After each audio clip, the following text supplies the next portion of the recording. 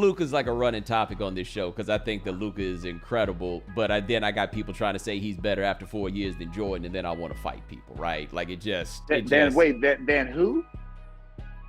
Michael Jeffrey Jordan.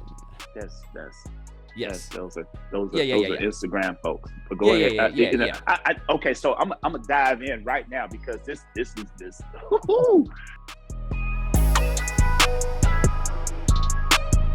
Ladies and gentlemen, welcome to The Right Time. My name is Bomani Jones. Thanks for listening wherever you get your podcast. Thanks for watching us on YouTube. Rate us, review us, give us 5 stars. You only give us 4 stars. I'm inclined to believe you are a hater. Just want to let you know off the top, the Right Time Book Club starts on June 13th. The book is King of the World by David Remnick. It's a great biography of a younger Muhammad Ali. Be sure to check that out. But this is the time of week where we have a guest join us. It is one of our favorite guests. I don't know if I have more fun gonna have anybody on here than our man who has his number retired in San Antonio. I bet he wanted to snatch it off the Marcus Aldridge's back. His name is Bruce Bowen. Bruce, what's going on? Boy, I tell you find new and creative ways to bring this show to another level, and I'm all for it. I'm all for it, boy. I'm just saying, man, that was good of you. But I just wonder sometimes when you take it out the Raptors, you be like, hey, dog, you can't be doing it like that if I'm gonna do this, though. It's one of those things from the ego standpoint. I felt like this when it all transpired, Bo. I was like, you know what? Why am I going to say, no, he can't? I felt like it would have brought more negative attention on me. So my thing is, the best thing for me to do is, all right, go ahead, man. Hey, I hope you're able to accomplish something with it. I said, but you got to understand, if you plan on going to the Raptors, what's your number going to be? 12, 2.0 or what? But no, man, I just felt like if I would have been that angry black man that was over there just mean and just no. Mm-hmm. But Bruce, what's the big deal? It's still in the Raptors. So what? No, I don't want to. Yeah, y'all would have been killing me for that. Well, I think the other thing too, and just so you know, I'm not saying this to send it to your therapist, right? But I imagine that the day they called you and were like, yo, we're retiring your jersey. Like, did you expect that? Because like different teams have different standards. Like the Lakers, you got to make the Hall of Fame, right? It's a completely different game. But as good as you were and as much as you contributed, it's not like, okay, well, we know when Bruce stopped, they're going to retire his jersey. Like, I imagine the honor for you had to be such a big deal because it was so particular to the contribution to a family of sorts, if that makes sense. It was very different because everyone understood what I brought to the table. And to the credit of everyone else, everyone always said things like, yo, they don't win those championships without Bruce. It wasn't one of those situations where, you kind of join a team and you have a good month and you contribute for that month. But other than that, it's not a lot going on. So the way Pop did it was in classic Pop form. Me and my kids, we went to the game and we're walking through the tunnel and Pop drives up and say, hey, just want to let you know something. I'm like, what's up? What's up? He's like, we putting your number in the Raptors. And he takes off. So it's not even, it's kind of like, wait, did he just say? And for everyone, I think you talk about organization that sets trends, that tend to do things in a different way, a different manner. They were able to do something where they acknowledged a role player as far as his contribution to the team. It's not always about that guy who's giving you 20 and 10 each and every night, but it's about that individual who has an intricate role, an intricate part, because there's so many things and different dynamics that go into that I have to be okay with my role. And I have to also be okay with not getting shots at times. But for me, I was real good with it because, hey, I'm still doing what I do. All right, now we got a lot to get to with these NBA playoffs going on right now. I want to talk to you first about the Tuesday night game, the Heat and the Celtics. And I know Marcus Smart is your guy. He wasn't able to play in that game. But I feel like Miami's got to be the type of team, like when you start talking about teams doing things in a particular way and culture and all of that stuff, like Miami is kind of the flag bearer for that right now. And I feel like they're going to win the East. I thought they were going to win, either they or Milwaukee were going to win the East from the very beginning. But I'm curious what you thought about last night's game, because the Celtics got up big and then the Heat just decided that thing needed to be over. Well, to your credit, Bo, yeah, Miami is it's like a dinosaur in this game, where when Heat culture is something that is not about what others are. They don't take a lot of days off. They believe in the work, because that's the only way that you're able to truly attain the highest level of levels is through the work process. And it doesn't matter who you are, you're going to go to work when you get there. So watching early on yesterday, I felt like Boston, they have more depth, I believe, than the Miami Heat. And what they did early on in that game was they were attacking the paint. You were like, where's the rim protector for Miami Heat? Adebayo's getting caught, and the rotations were a little slow. And that tends to happen when you've had some time off. But I don't think you can guarantee or rely on Jimmy Butler going for 40 each and every night. There's going to be some games where Jimmy's not that guy. And who else is going to be that guy? Because it's easy to get going when things are rolling. But when that jump shot's not falling, Tyler Hero, when he's not getting into the paint, when he's not able to finish, then the things get a little quirky. And that's what you saw early on, I believe, in that game in the first half. But they turned the defense up, and I think that Boston kind of relaxed a little bit. You saw in Jason Tatum, the turnovers he had in the second half, that's uncharacteristic of who he is. And I believe that there was a switch that went from on to off within the Boston Celtics. And it happens with younger teams. And this is where missing Al Horford on the floor yesterday really hurt Boston, because that veteran can give you things at a certain moment. Just as Marcus Smart was talking to the guys, that's all fine and dandy, but he wasn't out there. So it doesn't matter. I got a story for you. Here it is, 2013, when Miami's playing San Antonio. I'm there, and I remember the next day speaking with Tony, Tim, and Manu. And I say that I had encouraging words. I was a guy that was a voice in the locker room, but I was no longer a player during that championship for them. And so even though I sat in Tony's room for 2 hours, sat with Manu for another hour and a half, and then Tim, I was so doggone tired, we just went to eat. So even though I was able to talk to the guys and try to get their heads right, being that I wasn't on the floor, I couldn't give them anything. So you need that person on the floor to kind of get things back together. I love what Marcus Smart was doing as far as trying to rally the troops and get guys going. But, it's hard to buy into that when you're looking like, Miami Vice out there and got your button down to the navel and showing your medallion and your taco meat right there. Let me tell you something. When I saw him in that fit, I knew exactly what he said when he bought that fit. I'm going to wear that the next time I go to Miami. It ain't matter if it was the conference finals, the off season, whatever it is. He had just decided, I'm wearing that the next time. That I know, definitely. But, Miami brings that out in folks. It's right. He's been in Boston. It's cold. It's still chilly. So you getting that great weather, that humidity just tends to do something to you. You start thinking of old things, bad boys, what you gonna do? So I ain't gonna lie though, I got to get me a couple of those short sets for the summer. Like I ain't never really been about that, but I'm kind of feeling that short set life right now. No. That some of these short sets need to die out at the swap meet. Like when I used to go to the El Camino swap meet in LA. So man, I see some of the things going on. I'm like, the way guys are dressing now, they gonna make the NBA enforce a dress code. They gonna bring it back. What's up with the t-shirts and the hats on the bench? I was taught that you didn't wear a hat indoors. Only ones that wear hats indoors are baseball players. And you understand why, and golfers. But come on, man.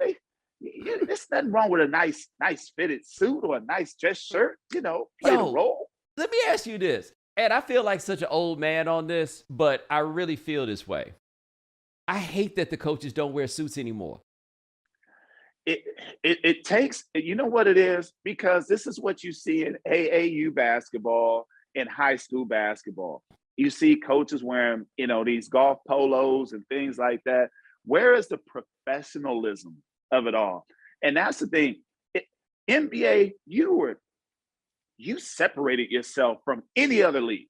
even in college, even when college coaches wore suits or a sweater, you're just kind of like, yeah, but you're not the NBA, that next step. So they need to have that, I believe. But, when we went through that crazy time of COVID, everything just changed. And so now, hopefully, Adam will say, it's starting to look very AAU-ish. Yeah. So we need to get back to our professionalism. Yeah, like I thought it made sense for them to wear like the quarter zips in the bubble, right? Like let's not pretend like this, let's not pretend like this ain't what it is, right?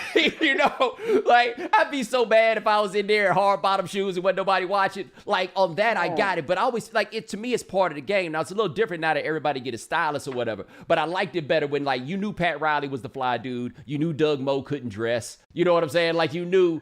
Like it added to the color and the personality of it, and now all them dudes just seem the same to me. Man, there is no separation. There is no, well, I'm here and you're there. But Pat Riley still wears that suit. He got a collar named after him. And I was with my suit person, and I said, "You want the Pat Riley collar?" I was like, "Oh, yeah, let me have the Pat Riley collar then." But I understand things change as we grow. And I think that it's nothing wrong with showing a little professionalism on that bench, especially if you're not playing. Don't wear no shorts and a t-shirt. Come on. And then the t-shirt. Now mind you, this t-shirt that they're wearing probably costs $200. Now, is it not going to ever shrink? Because I think they all shrink, or there's something fades on it. But come on, fellas, y'all could do better than that. Yeah, let me ask you this about Boston, because you brought it up and you mentioned them being a young team. Do they really still count as a young team? Like I look at Jaylen Brown, 6 years in the league, a lot of playoff experience. Jason Tatum, 5 years in the league, a lot of playoff experience. Marcus Smart, I want to say 8 years in the league, a lot of playoff experience. They got dudes like Robert Williams, and Peyton Pritchard that are getting minutes. I guess they're definitely not old because Al Horford's the only guy that comes close to being old. But I look at them and I feel like sometimes we forget that they really are a battle-tested unit. Well, I'll say this, Bomani, is that even though Jason and Brown are 6 and 7 years in, but you got to realize they only went to 1 year of college. True. So they had to spend 3 years in the NBA trying to learn the game at the NBA level. And it takes time, man. It takes time. You can't just go into playoff series and say, oh, okay, we won this, and that means we're going to win the next. They have had the fortunate opportunity of having game sevens and being able to recognize, I think, in film sessions where Ime can say, hey, look at here. If we don't get this rebound, maybe Jason Tatum doesn't lay the ball up at the end of the shot clock and we lose the game. So those are all building moments for young clubs. And I feel this way, and I feel passionate about this, is that there are so many lessons that younger players get to learn in college. 2 and 3 years in college does wonders for kids. That's why you have so many now. They may have gone lottery and you don't know where they are now. They may have gone in the first round. They're bouncing around. And you say, well, what is it? Well, the NBA is a business. And in that business, it's about winning or improving. So this individual who maybe had a standout year in college, now if he stays another year to learn how to deal with double teams or learn how to read defenses or recognize where the rotation is coming from. So many kids run a pick and roll nowadays, but they're running a pick and roll solely for themselves. They don't look at the roll guy, or they don't look at that cross corner guy where the help is happening. All that stuff takes time, and not everyone has wherewithal upstairs like a Kevin Garnett or Kobe Bryant, LeBron James, and even Chris Paul coming out. Chris Paul was a coach on the floor early in his career because it just happened for him. And so many times people want to say things like, oh, I can do that. I remember many a times thinking I was doing the same dance that my sister was doing, but it looked nothing like what my sister was doing. That's real, though. And I think, so, like, I thought it came in handy for Boston in that game 7 against Milwaukee, right? Huge. Because they had been there. Like, if that's Milwaukee defending champions against a team that hadn't been in a situation like that, I don't care how the shots are going. I think Giannis just gets it because Giannis got it like that. But the fact that they had been there, and of course, horseshoe up their ass hitting all them shots, because that's part of it too, is that they just made so many 3-pointers. But this is the other thing. They did not capitalize. I'm talking about Milwaukee at this particular moment. They did not capitalize on the struggles of the three ball being shot in the first half against Boston in Game 7. In the second half, they just said, okay, we'll give that guy that shot. Now, individuals are professionals too. They're going to improve because they work on this stuff. When you get shook up here for that split second, just shook right here and between the ears, that does something, but it also gives you another situation that can happen. And that's, okay, well, they're not coming to me. Okay, I can shoot this freely. And so then you start seeing the three balls fall. One thing I thought when it comes to the defense aspect of things, I thought that Milwaukee didn't come out with purpose in a defensive aspect against Jason Tatum. After him hitting 7 threes in the game before, there's no way I'm letting him get comfortable from beyond a three. Now, yes, he might drive whatever, but that takes energy. That takes rotations of the defense as well. But you don't want to give the go-to guys the easy looks. And that's what I felt like that happened there. But it's one of those things that some folks feel like, well, the more threes we get up, the better off we are.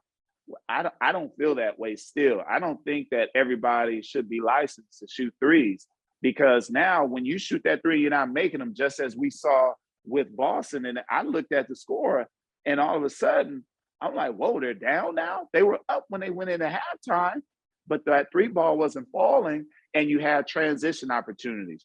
And transition opportunities get teams going. Now you get them, they're back at home. Jimmy Butler is getting to spots like it was like no one there. So I think there's a false security in that three ball being shot. Sometimes they need to work it around a little bit. Use some of that shot clock because it is the playoffs. You don't want to get up and down like it's the regular season.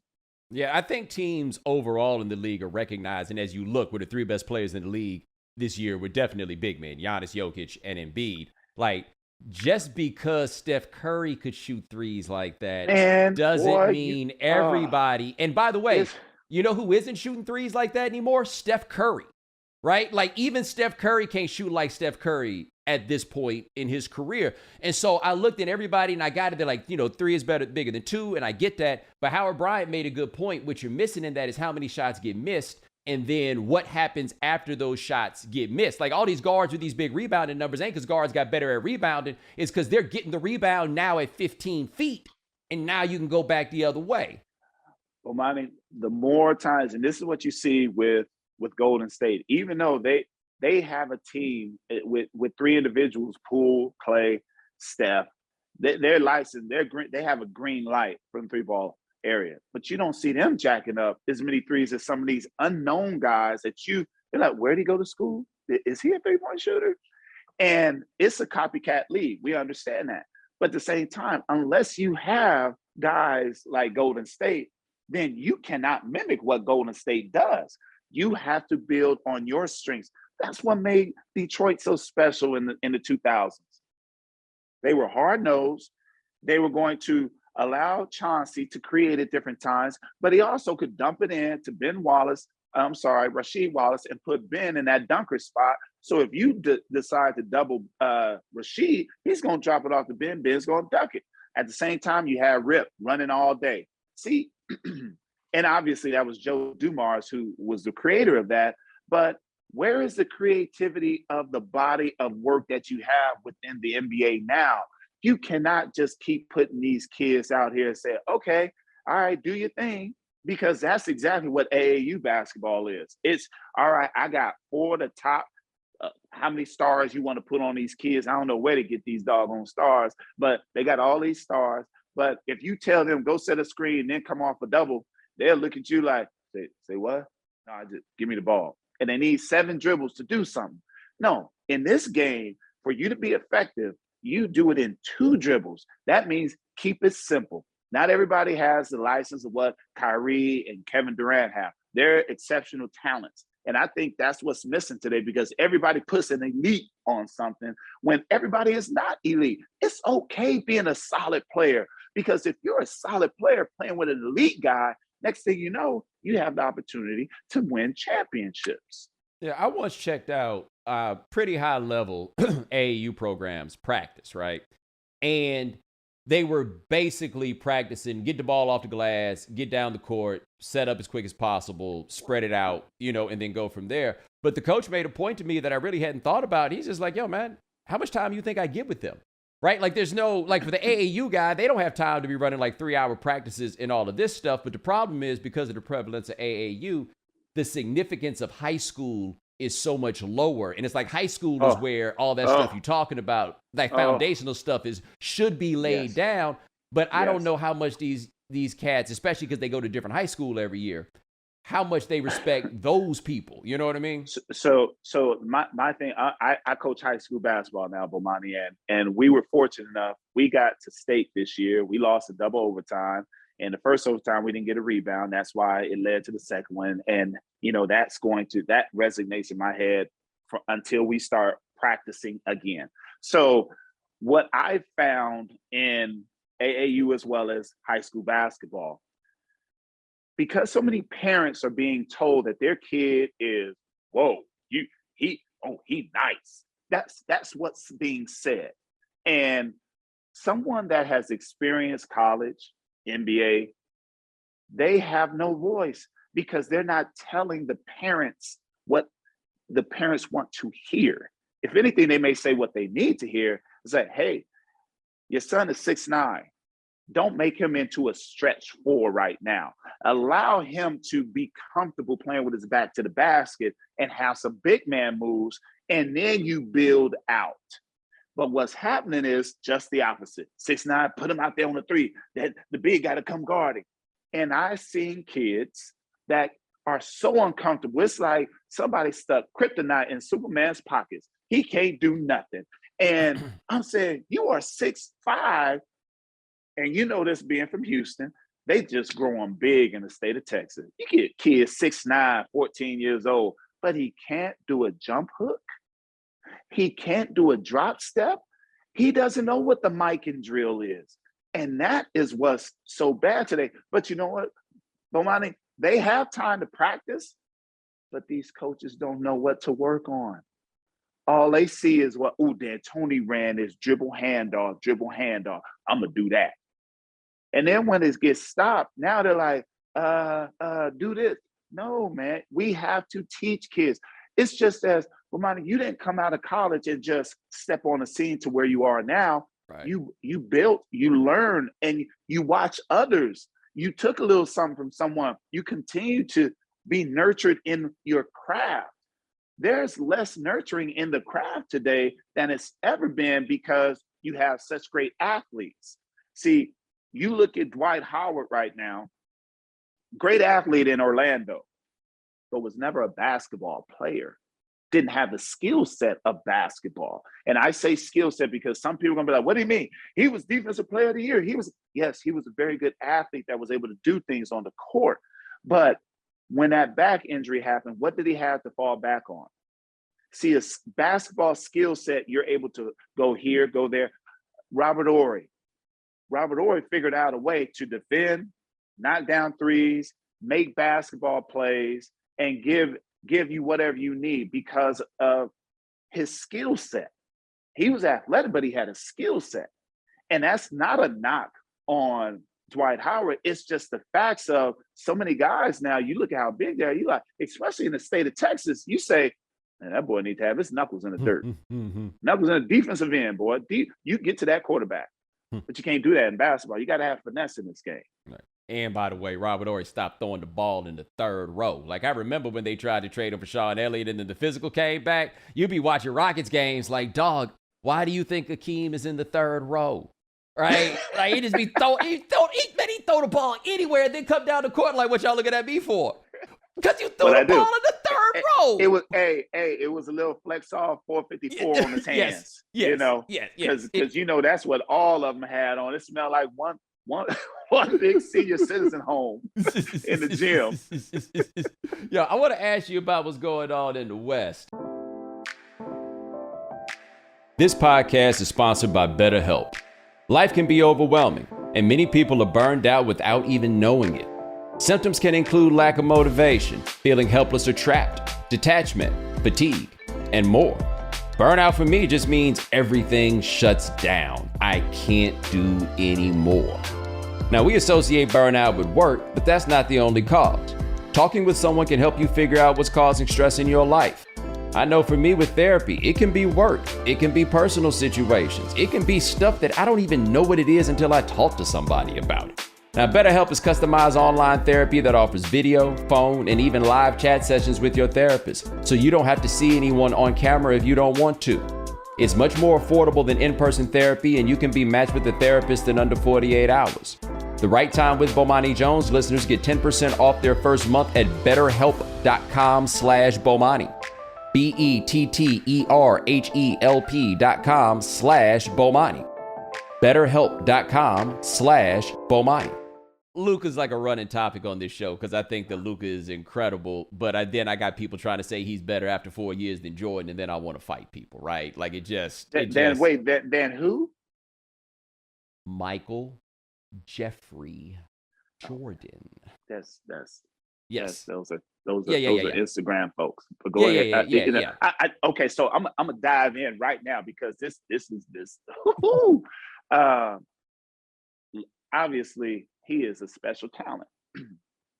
Special talent from the standpoint that he's been playing at a high level a lot longer than a lot of other guys. And so he's able to adapt even more. And where it takes other guys a little bit more time, you got to look at what's around him now and the trust that they have in him and some of the pieces that are there.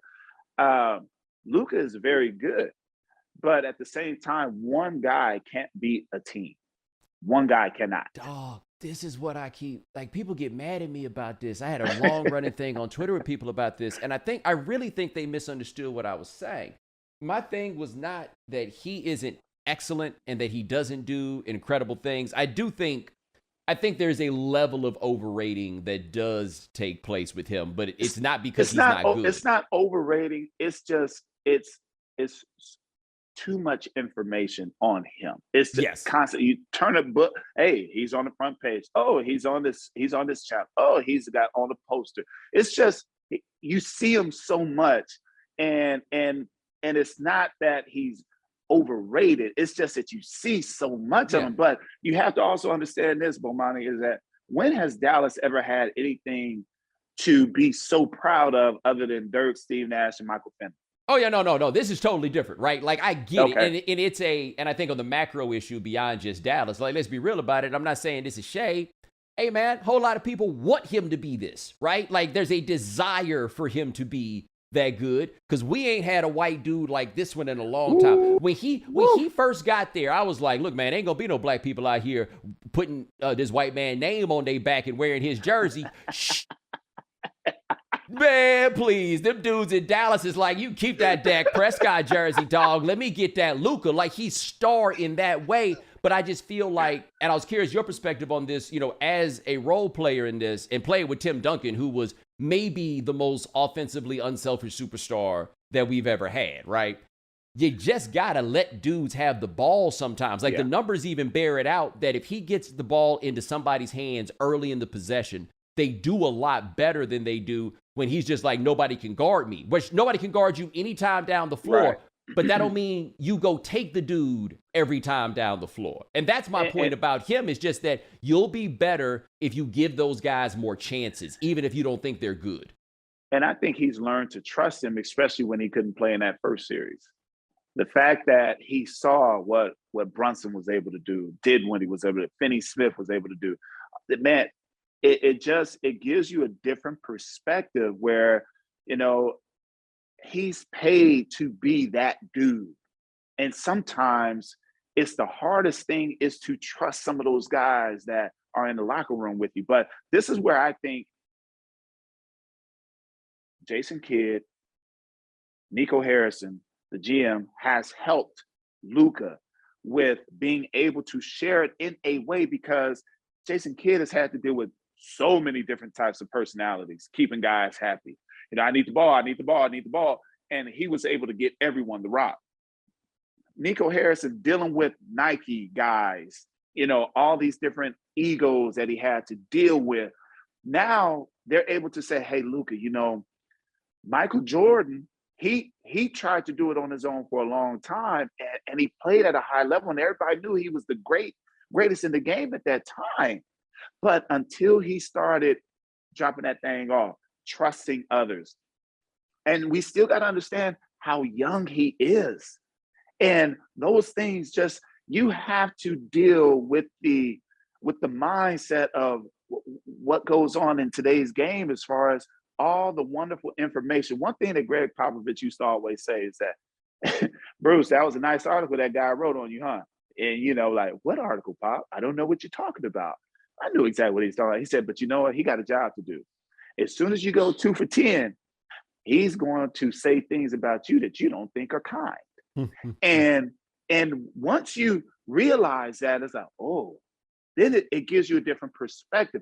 It's not your fault, Bomani, that you always antagonize me with stuff that you think I was not in the rules of the game. It's not your fault. You've been trained to do that to bother me. But at the same time, I can get past that.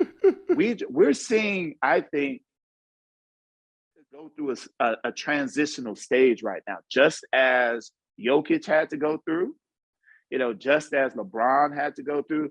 Everyone had to go through it, but I think what you say, we haven't seen a player from that Serbian culture do it quite like this. Now, the fact that we had Drazen Petrovic back in the day, he was doing things, but he wasn't what Luka is. Right.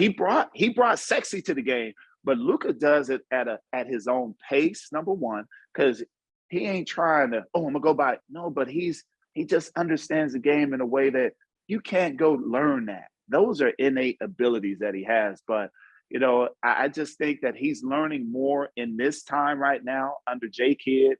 And that's the fruit of what's transpiring.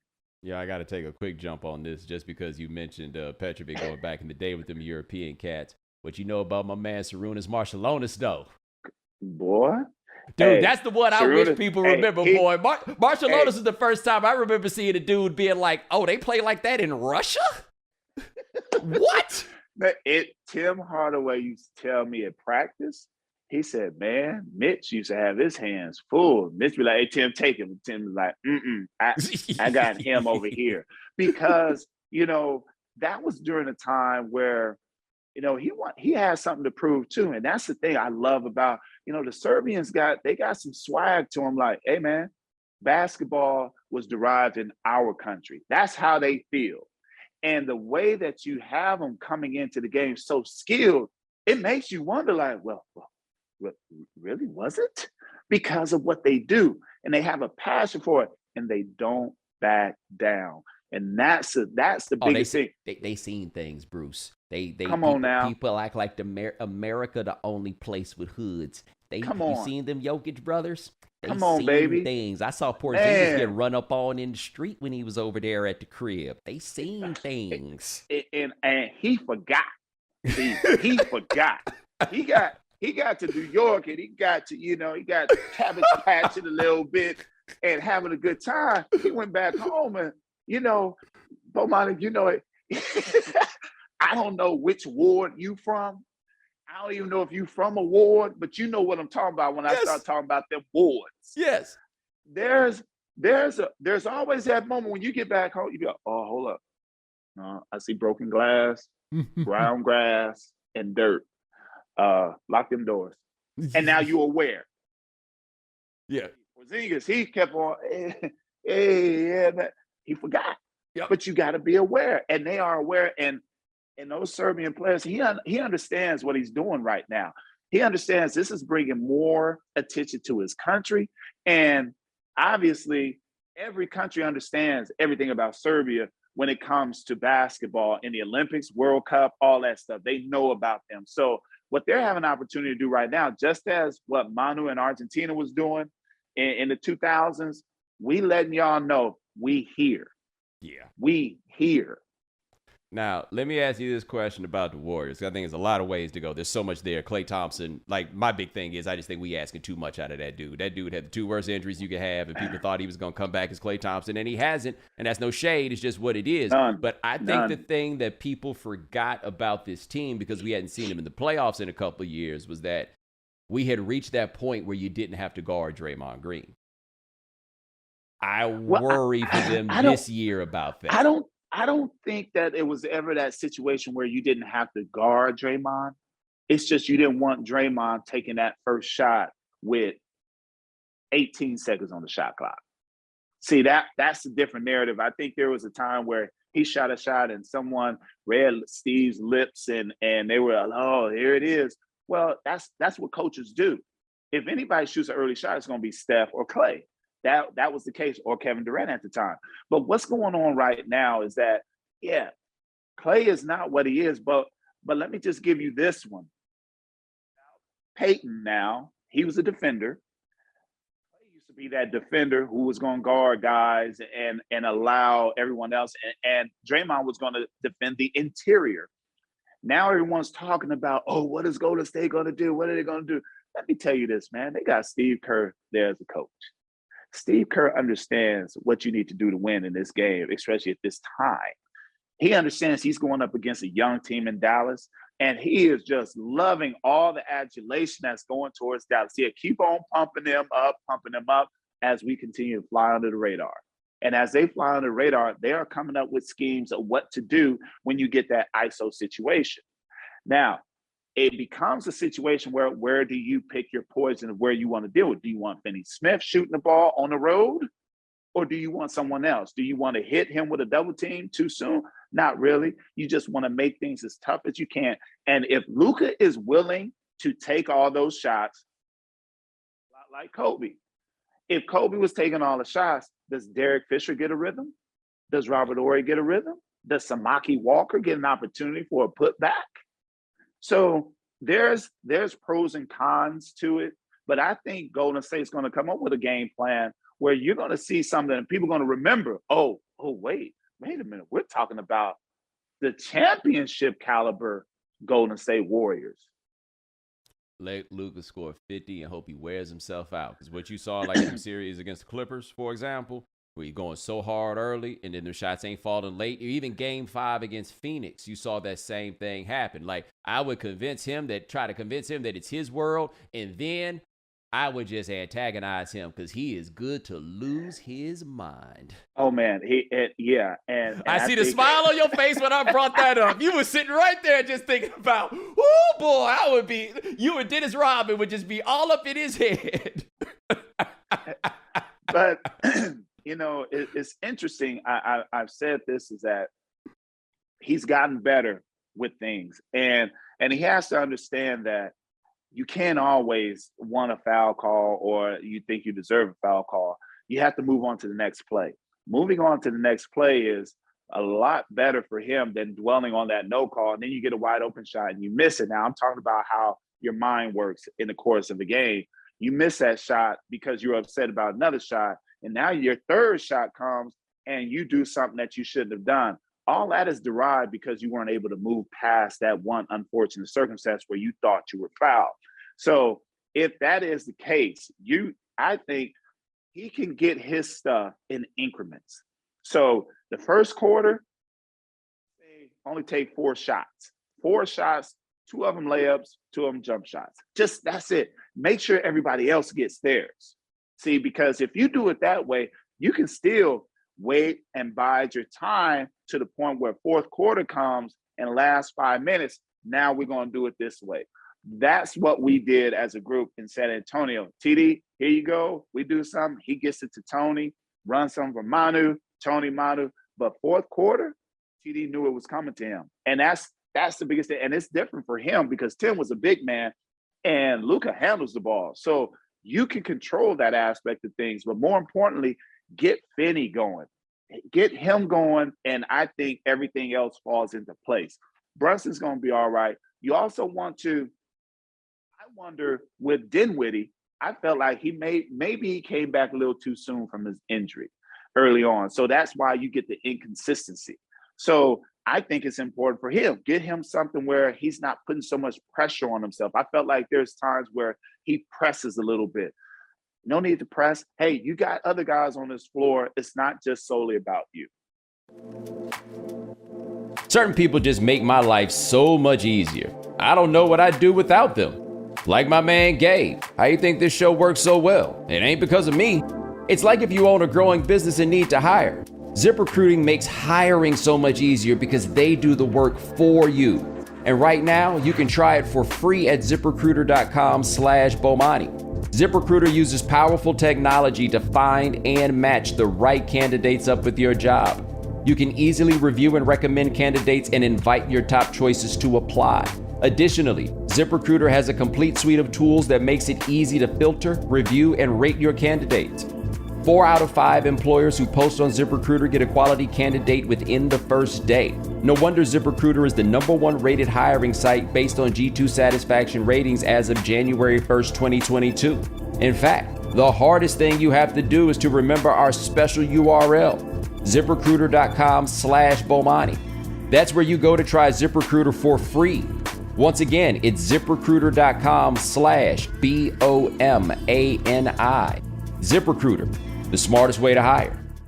The pile on of Chris Paul, like, I am actually amazed. No shade to nobody at this company, but I don't know if they knew that when they invited Patrick Beverley, he was just going to get on TV and hate for 2 days. That was a hating bonanza. And again, Patrick Beverley talking about Chris Paul. Now, you could say it's me talking about Patrick Beverley. That's fair, but the pile on of Chris Paul has started. And the one particular thing I want to talk to you about, and of course you'll understand how it broadens out generally, is people talk about his teams blowing 2-0 leads in playoff series. Right. You were there in 2008 when those Hornets got up 2-0, and then you guys came back and won the series as the defending champions. But I think the part that people are losing sight of is how in the world did that team get the 2 seed that year? Because Chris Paul was amazing.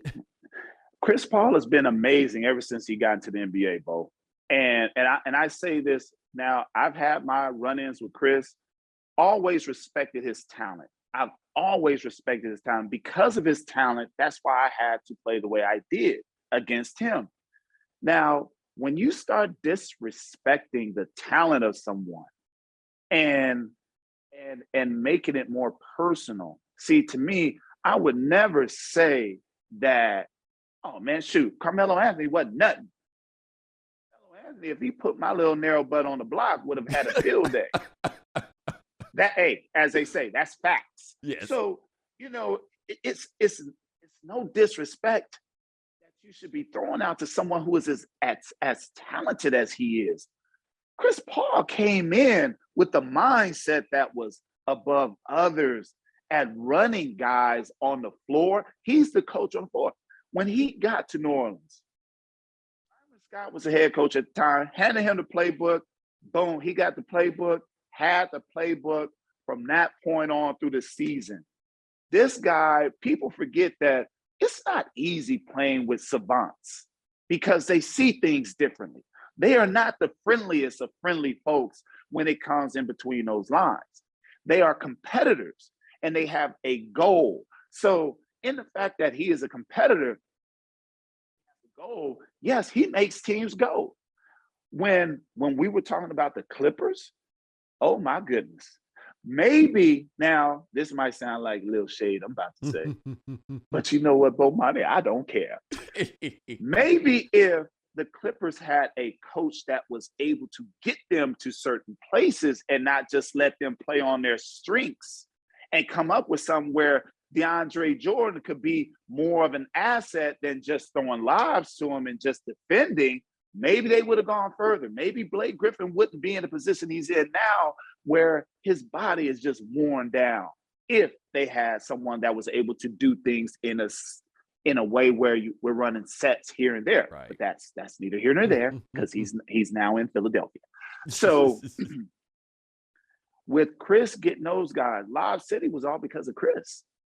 Where he's people gone, forget they were the Clippers. The Clippers. Come on. So for you to, he's a future Hall of Famer, and myself, I'll say it like this, Bomani. It's the equivalent of me talking mad trash about Vince Carter. He ain't nothing. No, Vince was half man, half amazing. When everybody remember this, when that boy did something that no one had ever seen, That's the equivalent. Like you're saying, if I said that, you would say, Bruce,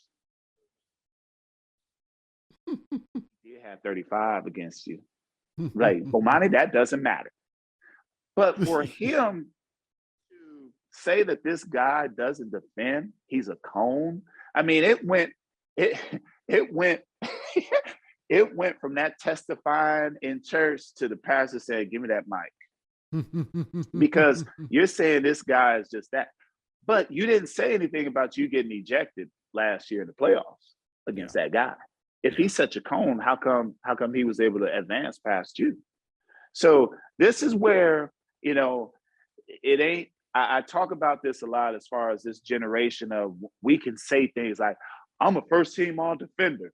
Yeah, you can say what you want, but until the critics and those that are judging that say you're a first time all defense guy, you're not going to be that. But see, when it comes to social media, you can say all this stuff and create more followers and create, he's this, he's that. And let's not tricky about this. Patrick Beverley's he's on the other side. He's no longer doing this. Yeah. And sometimes guys try to figure out ways to keep themselves alive, keep themselves in a point where a GM says, we need a guy like that. That's all that is. And it's unfortunate because it goes back to, hey, you're part of the same fraternity, the NBA. But it's not the first time anybody has had ill will towards someone. It's just the first time someone says it quite like they do, and they look really bad doing it. Yeah. Like the analogy I made with Chris right fast, and I think you'll understand where I'm coming from here. He is a maestro, right? Just an incredible, you do this, you do that, everything else, and the music will be beautiful. But the playoffs is like a concert, and you need James Brown, right? Like you can be the maestro, but Chris Paul, and it's hard for a 6-foot guy to be this. He ain't going to be the guy on the mic when it's like, yo, all we got is drums. Like the electricity went out. You can't hear the guitar. All you can hear is the drums. And it's just going to be me and these drums. And and that's not his fault. But he's also never played with a guy who, if he wasn't bringing it like that, could be like, all right, dog, on me. Even James Harden, because you couldn't trust James Harden. No. And Nate Archibald had Larry Bird. Right. Robert Parrish. He had Kevin McHale. Right. Those are 3 Hall of Famers right there.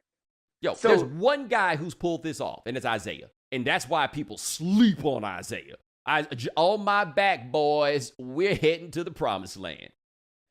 He was, but even with Isaiah, now you're talking about Thomas, the Detroit. Yes, OG. Zeke. Yes. But even with Zeke, he had Joe Dumars. Yeah.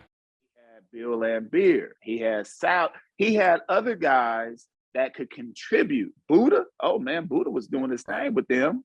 But he had others that could, take off some of that pressure too. And it's just unfortunate. Like, okay, so, well, Chris was in LA. He had the Clippers. Yeah, he had Blake, who was an amazing athlete. He had DeAndre, who was an athlete. He had Jamal, but Jamal was coming off the bench. He had JJ Redick, who, you can run screens for him, but that's not Bird, that's not Kevin McHale, that's not Joe Dumars, that's not Laimbeer. Those are those guys. So for what he's been able to do with the teams that he's been with, amazing. Because you can't just get there and with different teams and have that success. You cannot say that Chris Paul is a guy that brings a team down, that they don't keep doing this. As you said, they were number 2 in New Orleans in 2008. They were the number 2 seed. It just so happened they came up against a veteran team, but number 2 seed, did it with Tyson Chandler, David West, Mo Pete, David, it just, again, but those that understand things, those CEOs, when they hear people talking out the side of their neck, they don't react. They don't be like, oh, this is preposterous. This is not. They just sit there and they go, mm-hmm. See, an intelligent person don't open his mouth for you to understand that he's intelligent. But that fool got his mouth running all day, every day, and you know exactly where he stands. Right. Yo, last thing I want to ask you before we get out of here. I'm going to try to make this quick, but it may not be quick, and I understand. You've spent a decent time around Philly and what's going on with the Sixers, mostly with the previous regime. But if you're Joel Embiid, why aren't you walking upstairs and saying, either he got to go or I got to go? You can pick your he that you decide. I'm thinking of James Harden, right? Like, I'm on James Harden, like, yo, if he's coming back, I got to go, man. See, but when it comes to accountability, that's a lost art in this game with a lot of guys.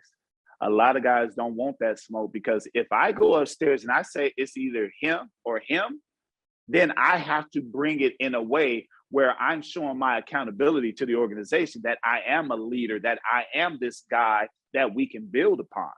He's just not that dude. And I say not that dude, not talking about the talent. No, we know that Joel Embiid is an amazing talent, but that individual that eats, drinks, and sleeps basketball, that wants to be the best version of who he is so that he can have longevity in this game. The guy that comes in and says, you know what, hey, I changed my diet. Why you look so good? Because I'm exercising more, because I'm studying film. I'm getting guys to go somewhere. We're going to all get together and we're going to have a workout session, because that's what leaders do.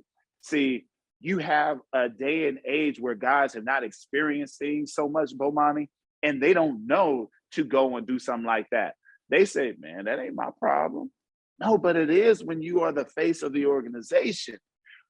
This team will go as far as you allow it to go.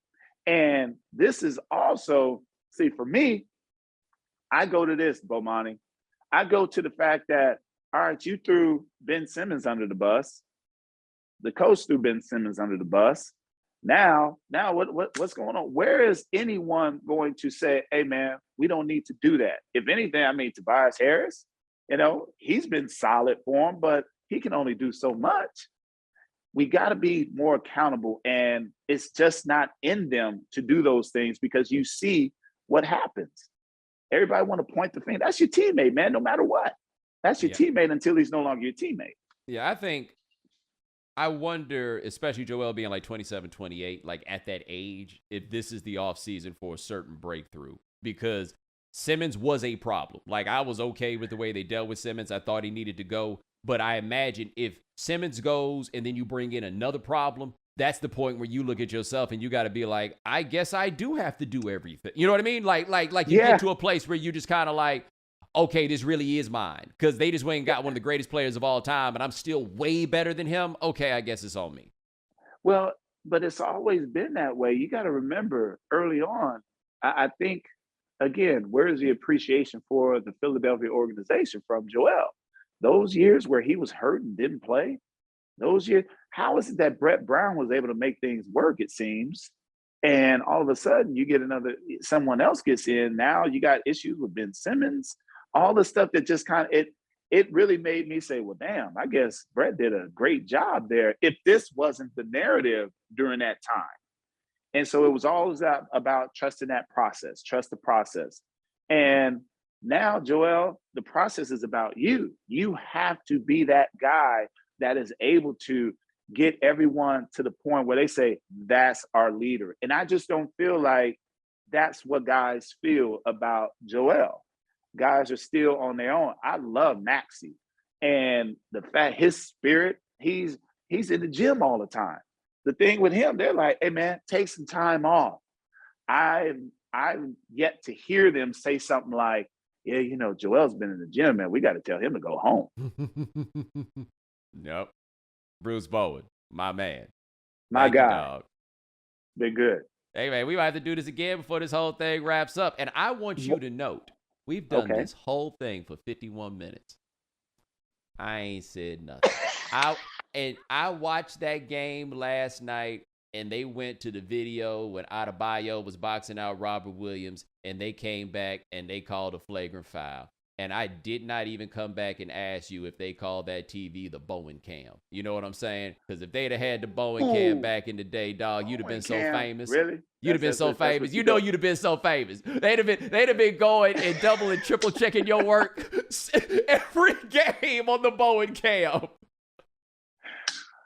We need accountability at all levels now. I see boys. I mean, everything can't be a flagrant, man. Everything can't be a flagrant. I hate it so much. I hate it so much. Come on. And then, I mean, if you're going to get on that, how about all the doggone traveling? I watched on Instagram, Steph ran, grabbed the ball, took 2 steps, and then dribbled, and no one. The only one that was like, hey, was the defender. He's like, what? He's traveling. The fact that I think they don't want to put so much responsibility on the officials, because you got to be good in this game to understand what's going on. Yeah, you might miss some calls, but a rip through, you're going up to shoot. No matter what, you got to reward the guy for that. So that guy better play some better defense. Now, Smart play at halftime against Milwaukee, he's shooting that? What's the difference in that and a rip through? Right. And then you have a situation where it's an and one. Nope, it was on the ground. The whole point of getting to the NBA was that you were going to get more and ones than you did in high school and college. We just need to put everybody in the classroom for a while. Professor Bowen, man, I'll see if I can get us some funding from the class, man. But hey, ladies and gentlemen, thank you so much for joining us here on The Right Time. Thanks for joining us on YouTube. We do this 3 times a week. Gabe Bassane and Adi Khan handle things behind the scenes. Thank you, gentlemen. Also, remember the book club starting June 13th, King of the World by David Remnick. Check it out. We'll get into that. Rate us, review us, give us 5 stars. You only give us 4 stars. I'm inclined to believe you are a hater. And also, our voicemail topic. When you had to bring it home, just like you just looked around, ain't nobody else hitting shots, I guess I gotta bring it home. You let me know when that was your story, and I'll talk to you guys in a couple of days. Take it easy.